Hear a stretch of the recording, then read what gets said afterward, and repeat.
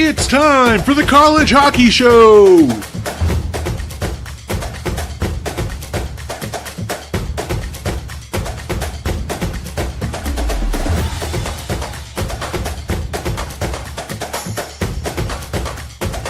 And now here's your host, Jeremiah Maxwell, and the degenerate Bostonian, Mike Warino.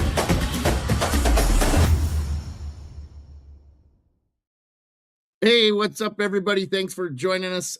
Special edition of the College Hockey Show. We have, I think, the godfather of college hockey, Mike McMahon. Mike, how you doing? Appreciate you.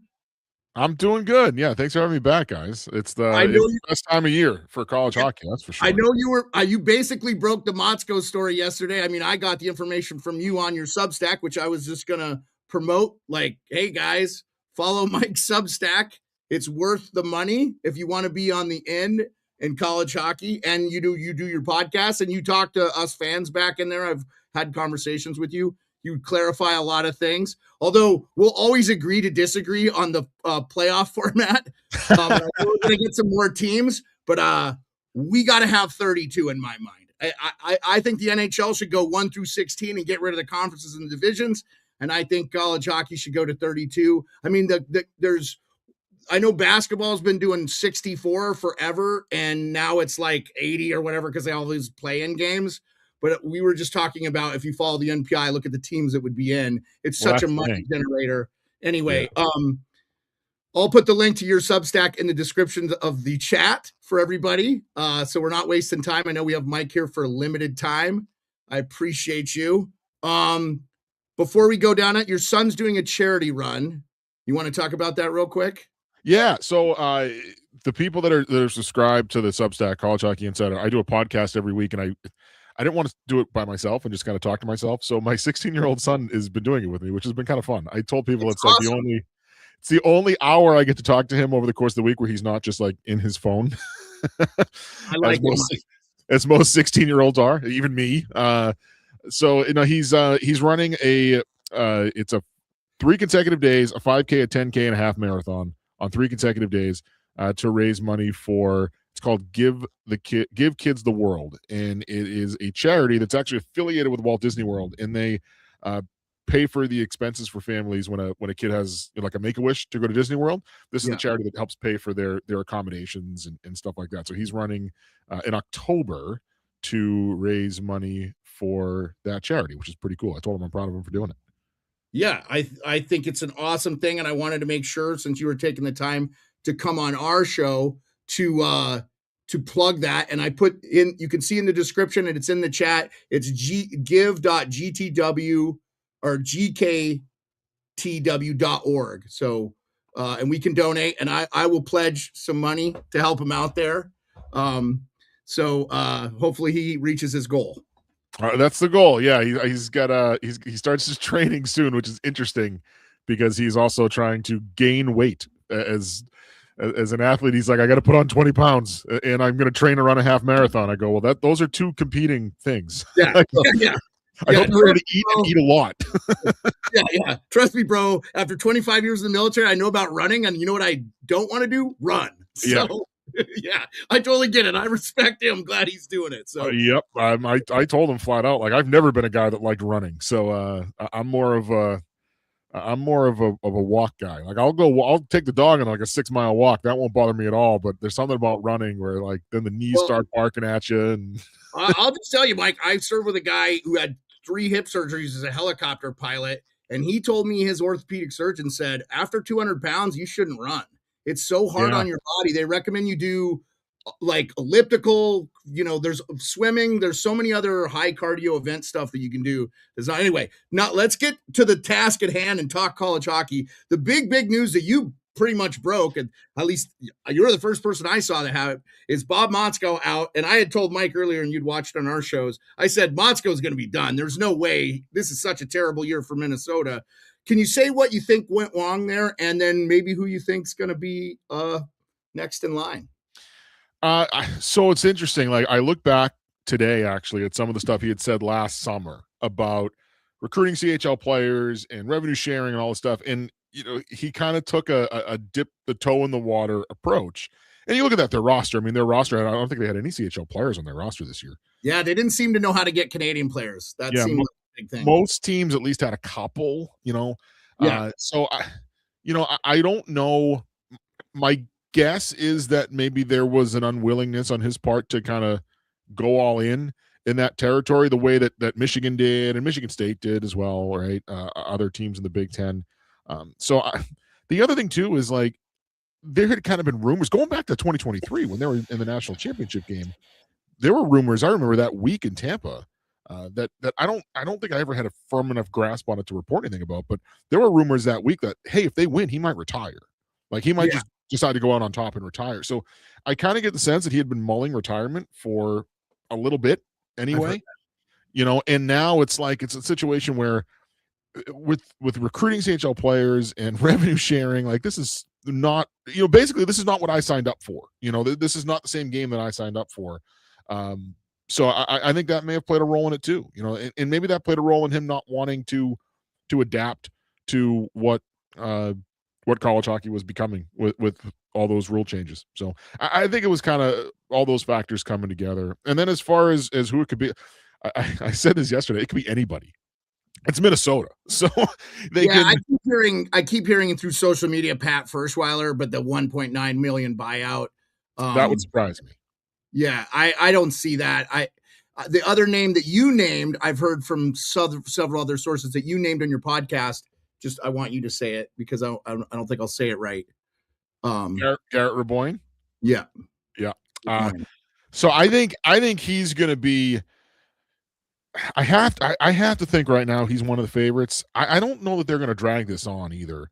I am putting a list together that I have I have to finish writing it, but there will be a newsletter that comes out here in the next day or so with like, here's kind of the potentials. I think Raboin will be on that list. Really like other current head coaches are going to be on that list all over the place. Raboin's one. Ben Barr's from Minnesota, like you said, Ferschweiler, but that one would surprise me both because of the buyout and the fact that Western has the funds to keep him. And they've got a good setup. I mean, they're got a good setup right now. Like, there's other ones too. Like Nate Lehman was considered a candidate. I don't know if he interviewed, but was considered a candidate when Motzko was hired. But that was kind of a different. That was before Lehman was a candidate at BC, and I don't know. I just think that Providence program is so well funded and he's so well paid that it doesn't make sense for him to move. Like he doesn't. I would believe that scenario there too. They're always in the mix, in my opinion.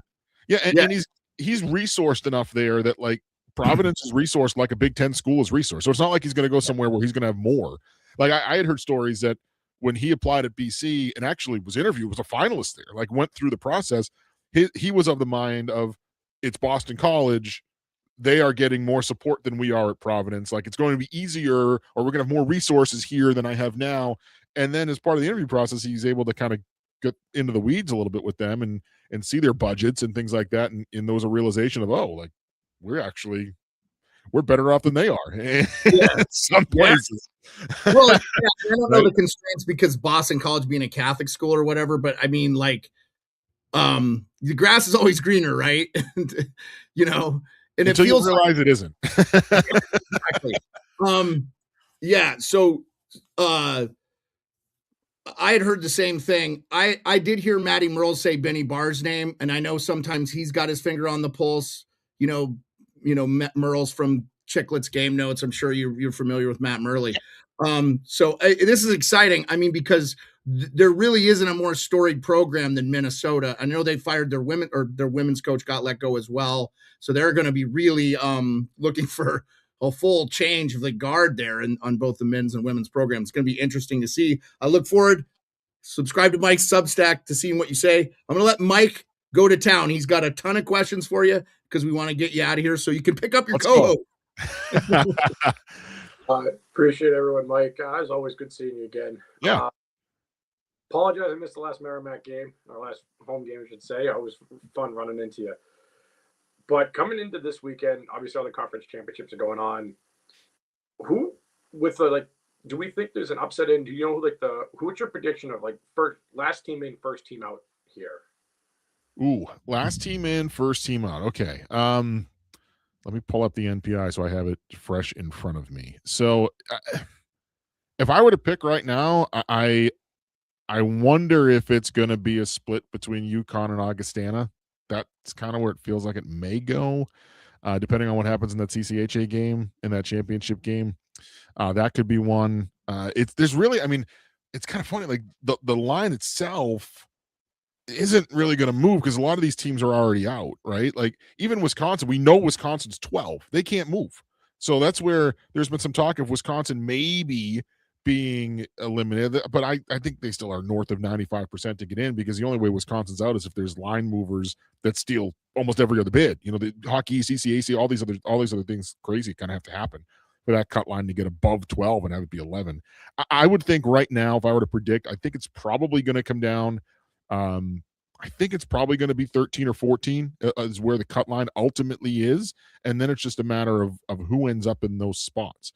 Because it is a little difficult to say because so many of these games tomorrow on Friday are elimination games, both Hockey East games. Like UMass and UConn still have a chance to get in as an at-large, but not if they don't win tomorrow. So both those hockey semifinals are elimination games. CCHA championship game is an elimination game. Obviously, the Atlantic Hockey Championship game is an elimination game. You get two teams in the ECAC that could be out with a loss, and then Ohio State in the Big Ten. But because all those teams are still alive, like in that bubble area, if UMass loses tomorrow, they're now out of the picture, right? Same with St. Thomas, same with UConn. Augustana's kind of floating there at 16 right now. We don't know what's going to happen with them. So I don't know what the teams will be, but I think that cut line is going to be 14 or 13. All right. No, I always like drawing up the doomsday scenarios. I'm like, oh, how can I get it to that 11 cut line? Yeah, it's basically so. What would it have to be? Ohio State would have to win one of the either Princeton or Clarkson would have to win the ECAC. Like somebody like probably Merrimack would have to win Hockey East, or maybe BC could be. You cover Merrimack. You work for the university, correct? I do the broadcast for the university, and then I still do some contract work for the Eagle Tribune, which is the paper that covers them. So, what's the likelihood of Merrimack winning Hockey East?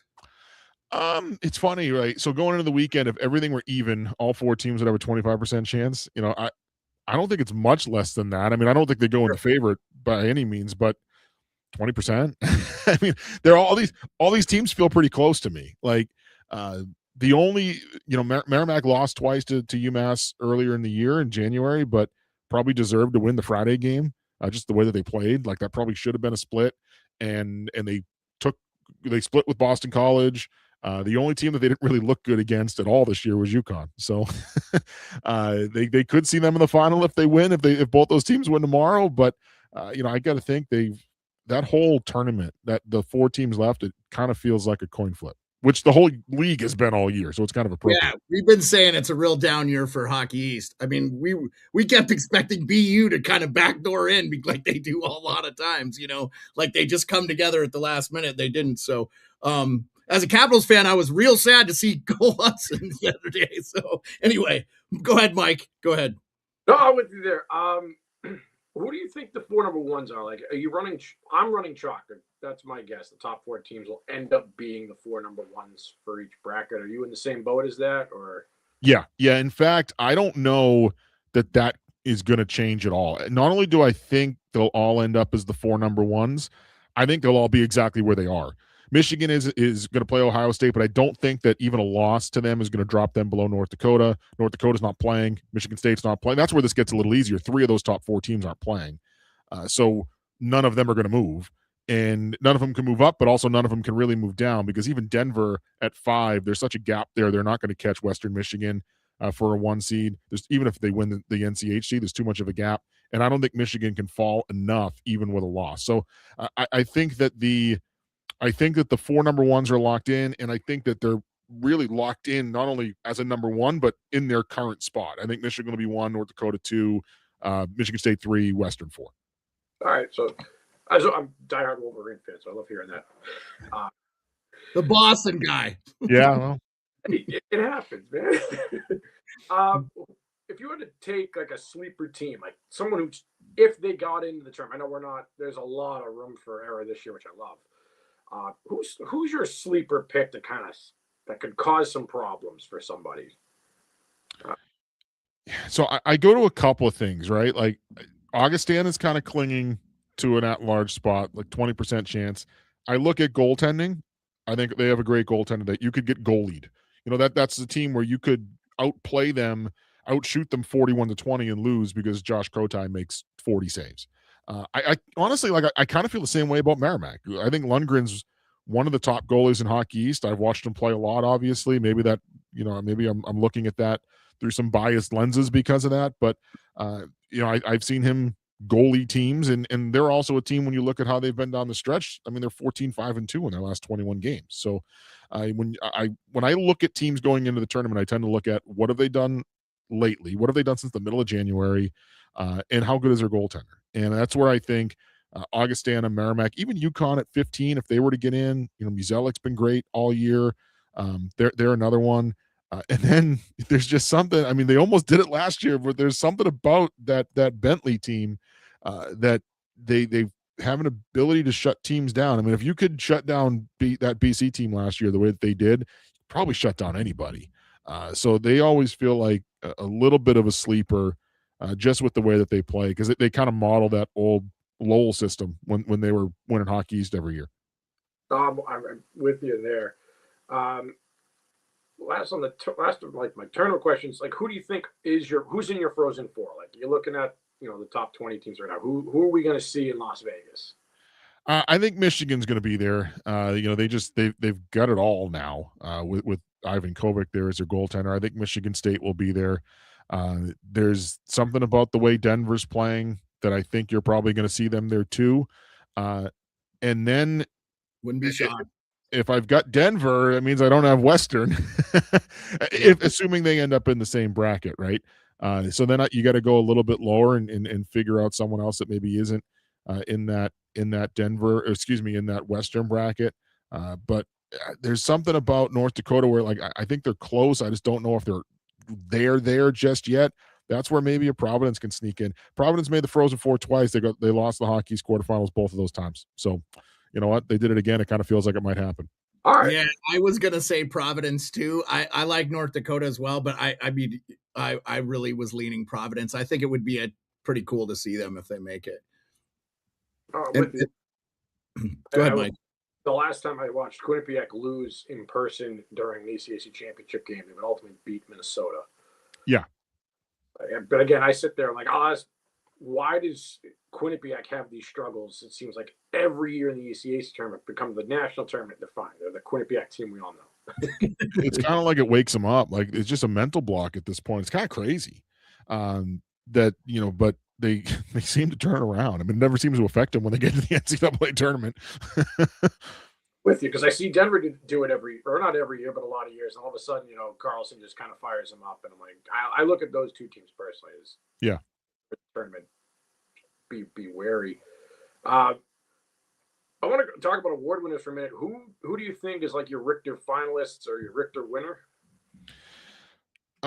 It's hard for me to go against Michael Robel at this point, just with the way that he's played in the second half. I mean, his numbers are off the charts in the second half. He's got like a .960 save percentage the second half of the year. It's kind of just insane. Like, I call it video game numbers. It's really what he has, though. Yeah. But you know what? Like, Krotai's right there, 938 for the year in 35 games. Robel's at 936 for the year.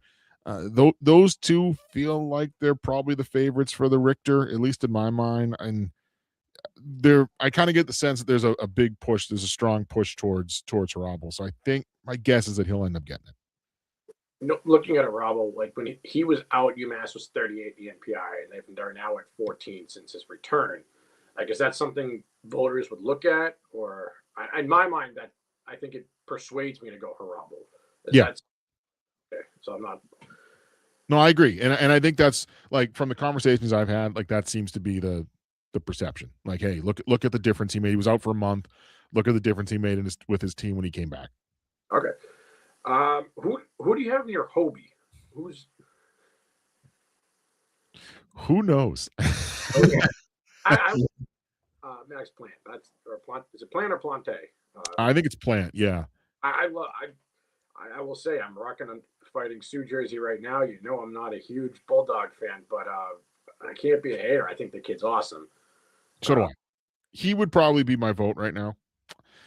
So the way that it works, because like some people don't understand how the actual breakdown is. The top 10 that were released yesterday, that's a combination of the fan voting and the coaches vote. I think it's like the fan voting is only like 1%, and then the coaches are like 99%. So that gives you the top 10. So the Hobie committee will vote for their top 5 just out of that top 10. And then from there, the top 3 will be announced. There's not actually a second round of voting. There's only one vote. The top 3 vote getters go to the Frozen Four, and then they announce the winner. I have a hard time not thinking it's good, or at least for my vote, having to be Max Plant. I just think he's been the best player in college hockey this year. He's a guy that plays in every single zone. He's effective in every single zone. He's effective on both ends of special teams, scores goals like, as good as anybody in the country. He would get my vote, I think. I don't know, like, it's funny, like, it's really hard to pick out who would be 2 and 3 because you got to put your top 3 in there when you vote, or it might be top 5. But I think I'd have Plant 1. Yeah, he's been atop the scoring list the whole year we've been watching. Like it feels like that guy and his brother just jumped out and really put UMD in a good position. And the list is published that Mike was talking about here on CHN. It doesn't credit anybody, but they're the finalists: Trey Augustine, James Higgins, TJ Hughes, Gavin McKinnick, Max Plant, Eric Polkamp, Hayden Stavroff, Charlie Strammel, Felix Trudeau, and Ethan Wittenbach are the top 10 finalists. So for the Hobie. Go ahead, Mike. Sorry. I know we only get a few minutes left with you, Mike. So I want to talk about this either tomorrow and Saturday, really, all those games coming at you. I want to start out with Sacred Heart Bentley. Bentley's going to be the home team. Personally, I've been riding Bentley this entire playoff run. Am I crazy to say it's going to be Sacred Heart to win? Or it feels like it's going to be Bentley to me. Again, I just think that the way that they play their system, I mean, it's what wins games at this time of year. And again, you look at what they've done recently. I know they had some losses pile up in February, but they've won 4 in a row here coming in, and they just seem to. They did it last year too. They win at this time of year. That's not to say I don't like the Sacred Heart team. They do. They got Gundara back, which I think is huge. I mean, they've been on quite a run since the middle of February themselves. I think specifically since he came back and was able to kind of solidify things from a goaltending perspective. But there's also the sense like, hey, you know what? I think I give Bentley a little bit of an edge because they're at home too. I would go Bentley there. Going into CCHA, this has honestly been my favorite conference to watch this year because I love seeing new teams get in. So it's St. Thomas at Minnesota State. Again, this one I struggle putting the fan aside because I want St. Thomas to win as a fan. But give us your prediction. I said this yesterday to somebody. I thought this was going to be a little bit of a rebuilding year for Minnesota State. I think I picked them 38th in the country, like in my preseason national rankings. Had them fourth or fifth. Yeah, what was that? And they're 17th currently. Yeah. I think I had 4th or 5th in the CCHA. They finished first. So I have learned my lesson, and I am not going to do that again. So I think this is one that does feel like a coin flip type game. I'm going to take Minnesota State because they've already crammed one prediction down my throat. I'm not going to let them do it again. Going down predictions down our throats, I said preseason, my sleeper team in the Frozen Four was Ohio State. Well, got a giant egg on my face with that one. But if they beat your Michigan Wolverines, they could still make it. Get there. Dude, I thought we were I like Ohio State's speed. I do, and that's kind of why I thought they could be a sleepy team. I thought they had a lot of returners. Is that enough to get them fired up to go, all right, we're going to go beat our rivals at the Yost? Look, I think it can be because we're dealing with younger players that tend to play emotionally. That's what younger players do, right? I thought they were done. Like when they lost to Notre Dame the last week in the regular season, got swept there. I was like, that's it, they're done. Because Notre Dame just had been such a struggle for them all year. I thought they played pretty well going into that weekend. Like they had a win over Wisconsin. They had swept Minnesota on the road. They had a really good weekend at Michigan State right before they got swept by Notre Dame. And then what have they done in the playoffs? Well, they won on the road at Wisconsin. They won on the road at Michigan State. It kind of feels like, look, if you can do that, you can kind of win anywhere. If you can win in those two places. So I wouldn't say I think Michigan's a favorite, obviously, but I don't think I would pick Michigan to win, but I don't think it's crazy to suggest that Ohio State might be able to pull it off. All right. No, fine. And they'd be in the tournament. I have to say this, though. Michigan and Ohio State, that's such a huge rivalry across all the platforms of sports. I just can't see them losing this to Ohio State because they basically keep them out of the tournament. I mean, they definitely 100% will be out of the tournament if they don't, if they beat Ohio State, right? Ohio State's not backdooring in wherever they're at. I think 19 or something. So, and if I watched this game back actually earlier in the week. They played each other. I don't remember the date. It was last weekend in January.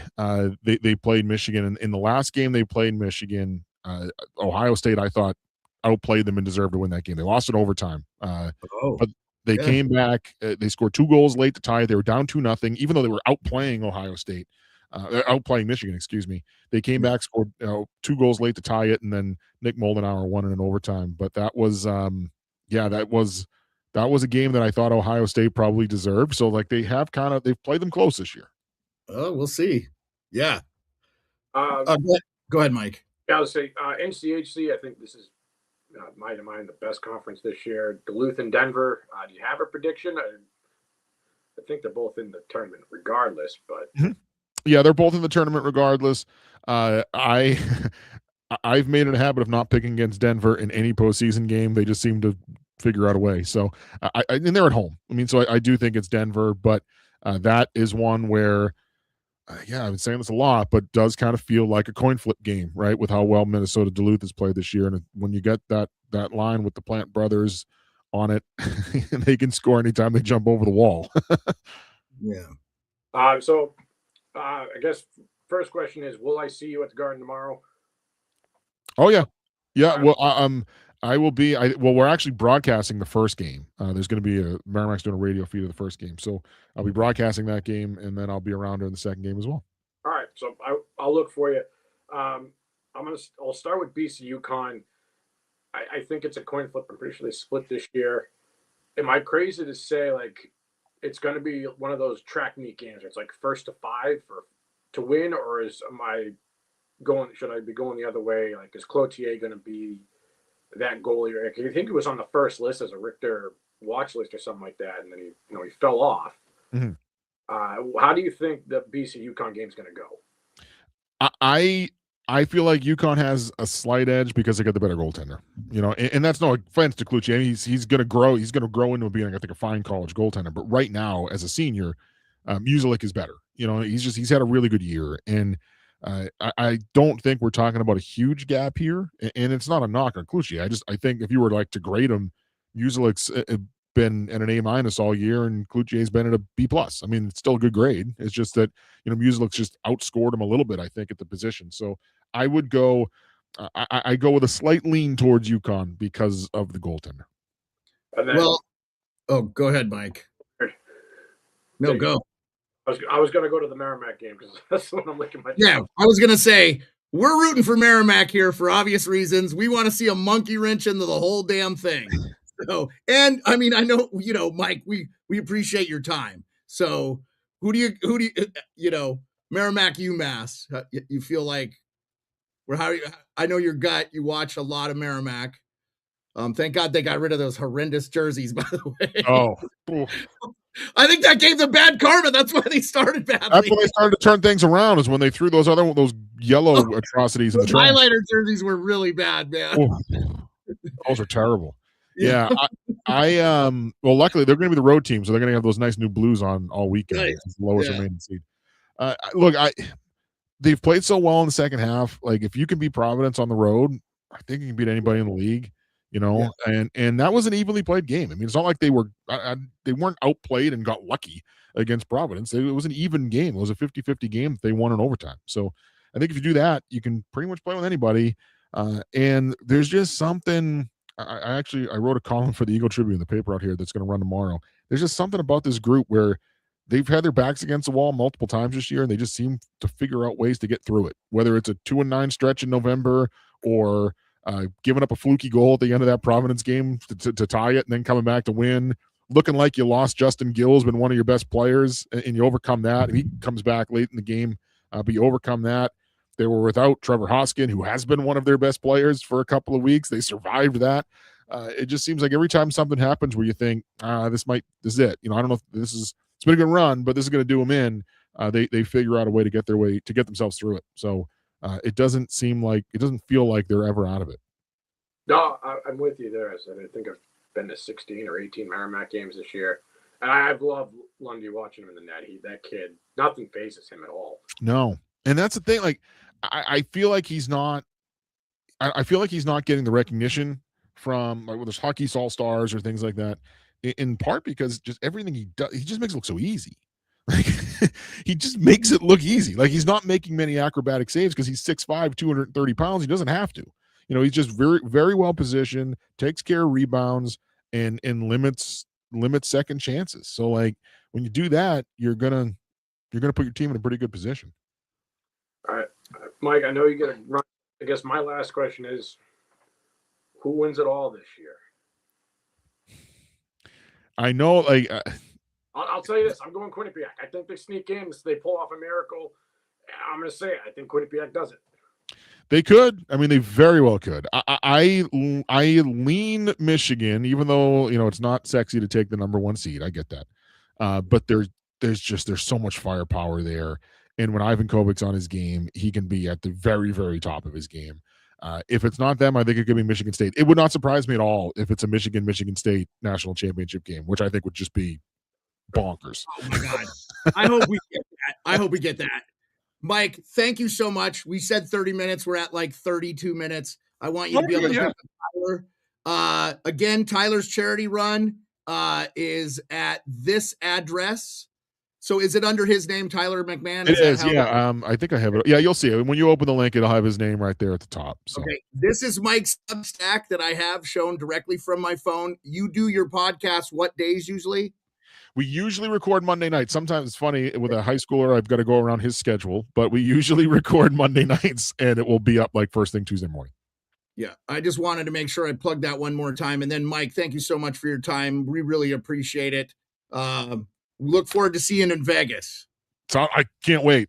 I owe you a beer or whatever you're drinking. Let's get there. Yeah, I can't wait. Let me know where you're staying. You know what's funny? I got to figure that out. I don't even know where I'm staying. Yeah, I'm staying at the Aria, so you're welcome to come down there and get some. Everything's nice and close, so we're somewhere near the arena. I just don't know where. I gotta figure it out. Aria is a bit farther down from it, but I mean, you can just get a quick ride there. It's better to not drive to that arena, my experience. Anyway. Yeah, 100%. 100%. Beautiful arena. Look forward to seeing you there doing your news coverage and all that, man. So thank you so much for all your time. Looking forward to it, guys. Appreciate it. Thank you, Mike. That was awesome. Hey, outstanding. Thank you, Mike McMahon. We had almost 200 people watching on X, all because of Mike McMahon. What a great dude. I wanted to make sure we plugged all his stuff. You got gambling? You got your gambling shit in? You want to get your gambling on or? Yeah. So guys, for those who are just tuning in or haven't watched us, they follow Mike. There's a reason they call me the degenerate this year. I am 78-50. I am up 28 units. For those that don't know what it means, if you bet $10 every bet, you're up $280 on the year. So I do have some picks coming up. I love Herbal and Lundgren. I'm taking under 5.5 goals for the Merrimack UMass game. That's going to be one of them. The other one I like, the line isn't posted yet. I do like Cornell money line. It's just showing up as a blank. They're going to be massive favorites. And then Saturday, I am going to take my Wolverines at 1.5. It's a little bit of a homer bet. I'll own it. It's my favorite team. They're number 1 this year, and I'm loving life. Dude, I will. If we get Michigan State in the finals, I will be ecstatic. That will be because their fucking fan base is going to show the fuck out. I mean, they are going to come in droves. Michigan, they made some poor alumni there. I think that one of the Michigan State, doesn't one of the Michigan State guys own the freaking Phoenix Suns? Like, I mean, those are huge alumni.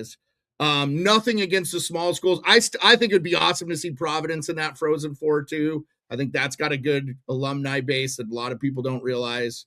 And I would love to have the four corners represented. We got to get some Western teams that are good, Arizona State, get your shit together. Anyway, dude, I'll tell you right now, if I was a hockey player, just walk around that campus, you'll want to go to that school. I'm not going to say why you might want to go to that school, but it's. I was in Boston. Michigan played Denver, and then Minnesota State played Minnesota. The Minnesota State band, I got to give them some credit. That was one of the most entertaining college bands at any sport. You guys' band is awesome. And their fans were great too. I love the goal song. And that same day same weekend, Michigan sold 11,000 tickets. The University of Michigan sold 11,000. So their fans will show. And I'll tell you right now, Boston is way further and more difficult because they don't schedule as many flights from Ann Arbor to Boston as they do Ann Arbor to Vegas or even Detroit to Vegas.